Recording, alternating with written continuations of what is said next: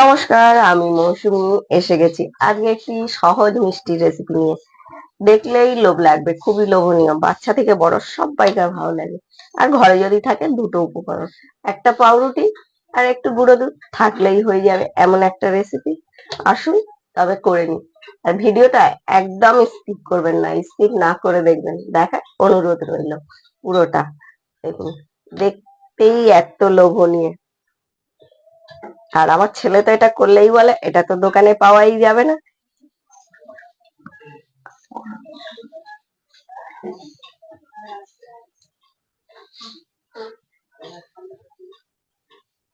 অপূর্ব মিষ্টিটা খেতে হয়।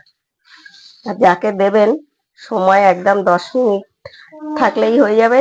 আর যাকে দেবেন সেই জিজ্ঞেস করবে, নিশ্চয়ই একবার বাড়িতে করবেন। দিয়ে দেবো চিনি, আমি কাপ নিই, বাটি দিয়েছি। এই বাটি, 1 বাটি চিনি মানে 1 কাপ। 2 বাটি জল, 2 বাটি না, 1.5 বাটি মতো দেবো।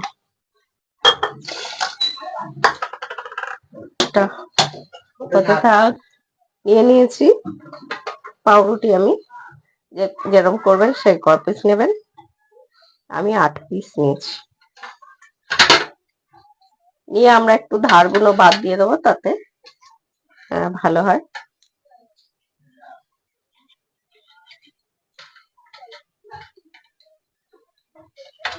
এরকম ভাবে আমি এরকম সাইড গুলো কেটে এরকম 2 টুকরো করে নেবো, মানে 4 টুকরো হবে। এই যে এরকম সব পাউরুটি গুলো একই ভাবে কেটে নেবো। এগুলো আমাদের পরে কাজে লেগে যাবে, কোনো চপ করলে বা করলে, মিক্সিতে দিয়ে গুঁড়ো করে নিলে বেড ক্রাম হয়ে যাবে। সবকটি আমাদের কাটা হয়ে গেছে। চিনিটা আমাদের কোনো তার করার দরকার নেই।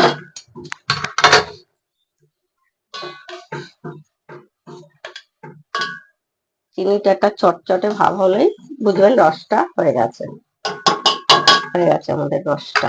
একটা কড়া হোক, ডেকচি হোক, যাতে করবেন বসিয়ে দেবেন। দিয়ে আমরা দিয়ে দেবো কিছুটা দুধ, বেশি না, ওই 1-1.5 কাপ মতো। দুধটা আমার আগে দিয়েই জাল করা আছে। তার মধ্যেই দিয়ে দেবো আমরা কিছুটা 100 গ্রাম গুঁড়ো দুধ, কারণ এটা বেশি যদি গরম থাকে দুধটা, তখন এটা ডেলা পাকিয়ে যাবে। আর যার জন্য এটা কমে থাকতেই আমাদের একটু দিয়ে দেবো ঘি এর মধ্যে। গ্যাসটা খুব করবো না, নেড়ে করতে হবে, গাঢ় করে নিতে হবে দুধটা। কারণ হচ্ছে এমনি হতে দিলে ওই নিচে লেগে যেতে পারে। খুব সময় লাগবে না, খুব তাড়াতাড়ি কিন্তু গাঢ় হয়ে যায়। বেশ গাঢ় হয়ে গেছে, এরকম নেড়ে যেতে হবে,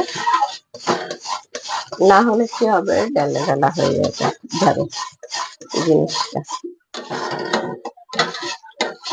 আর যদি মনে হয় আপনারা এটা ছানা করে করা যায় বা পনির এনে সেটাকেও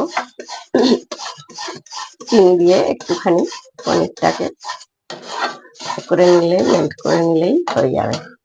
হয়ে গেছে আমাদের এটা।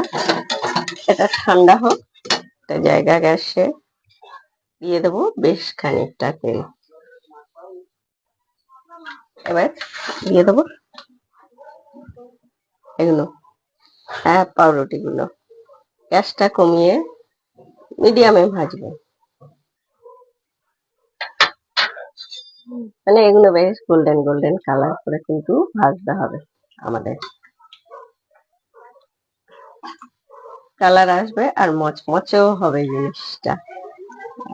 তার জন্য দেখুন তো আমরা খুব একদম কালার করবো না ডিপ, তাতে কি হবে একটু তিতকুড়ে ভাবে সে হবে। যখন আমাদের এরকম কালারটা হবে সুন্দর, তখন আমরা তুলে নেব তেল থেকে। এরকম যখন কালারটা হবে, একইভাবে পরের গুলো সব ভেজে নেব সব কটি। খুবই অল্প সময়, বাচ্চা থেকে বড় সবাইকার খুবই পছন্দ হবে। এটি নিশ্চয়ই বাড়িতে একবার হলেও ট্রাই করে দেখবেন। এটা ভীষণ খেতেই ভালো হয়। হট করে মিষ্টি খেতে ইচ্ছে গেলে কি করব ভাবছেন? তখন এই রেসিপিটা করে নেবেন, একদম দেখবেন অসম্ভব সুন্দর লাগে খেতে। আর অনেক সময় আমরা ভাবি কি করব সেও। আর প্লিজ ভিডিওটা দেখতে দেখতে একটি লাইক করবেন, একটি কমেন্ট করবেন, শেয়ার করতে একদম ভুলবেন না। যে সকল বন্ধুরা পেজে দেখছেন নতুন, পেজটিকে একটি ফলো দিয়ে দেবেন। আর ইউটিউবে দেখলে চ্যানেলটি সাবস্ক্রাইব করে দেবেন। পাশে থাকা বেল আইকনটি ক্লিক করতে একদম ভুলবেন না, আমার ভিডিও এলে যাতে আপনাদের কাছে নোটিফিকেশনটা সবার আগে পৌঁছে। আপনাদের সঙ্গে কথা বলতে বলতেই কিন্তু আমার ভাজাটা হয়ে গেল। দেখুন এতগুলো, এই যে বললাম খুব সময় একদম লাগে না, খুব অল্প সময় লাগে, অল্প সময়ের কাজ। আর আমরা আমরা হচ্ছে বলে না, আর দর্শক বুঝি, এক হাতে দর্শক কাজ করতে হবে, এদিকে তুলতে হবে, এদিকে ভাজতে হবে। একটা ক্রিস্পি হয়ে যাবে, বেশ মচমচে জিনিসটা। এই কটাও একইভাবে আমরা ভেজে নেব। মচমচে বিস্কুটের মতো হয়েছে, টোস্টের মতো। আমাদের এগুলো ভাজা হয়ে গেছে। আমার ছেলে দেখে বলছে বিস্কুট, আর সত্যি টোস্ট বিস্কুটের মতোই দেখতে লাগে। আর এদিকে ক্ষীরটাও তৈরি হয়ে গেছে, আর এদিকে হচ্ছে চিনির রসটাও তৈরি হয়ে গেছে। মানে এবারে এগুলো ডুবিয়ে দিতে হবে। ডুবিয়ে কিন্তু রাখা যাবে না, তাতে নরম হয়ে যাবে। এরকম ডুবিয়ে জাস্ট তুলে নিতে হবে, নাহলে কি হবে, এটা একটা ঠান্ডা, এই বড্ড মিষ্টি কম লাগবে তো, সেটা মিষ্টিটা করার জন্য। আর এদিকে ক্রিস্পি ভাবটাও থাকবে যাতে, যার জন্য এরকম ভাবে অল্প অল্প করে দিয়ে সব তুলে নিতে হবে। একসঙ্গে দিয়ে ভিজিয়ে দিলে হবে না।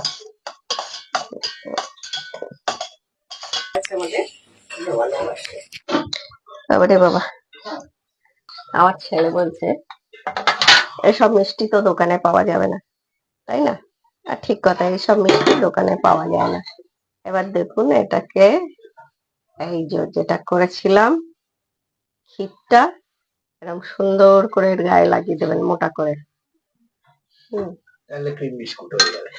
হ্যাঁ, দেখুন বলছে ক্রিম বিস্কুট হয়ে যাবে, ঠিক কথা। একদম কত সুন্দর দেখতে হলো দেখুন।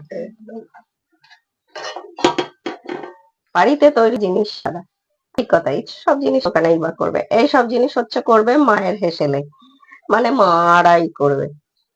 যেহেতু আমার হেসেল, তাই আমি বললাম মায়ের হেসেলে। আগেকার দিনে তো হেসেলই বলত।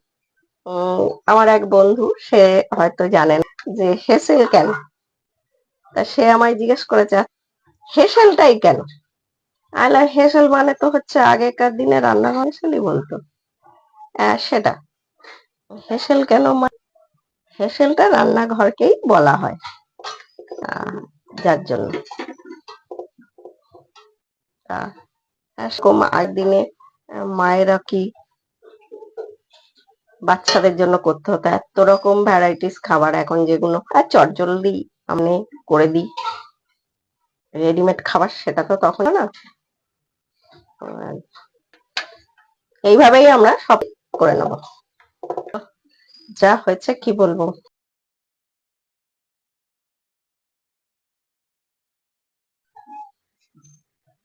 না পেলে খুশি হয়ে যাবে, সেটা তো বলারই না। এটা স্বাদই আলাদা। যার জন্য দেখুন আমাদের কত সহজে হয়ে গেল।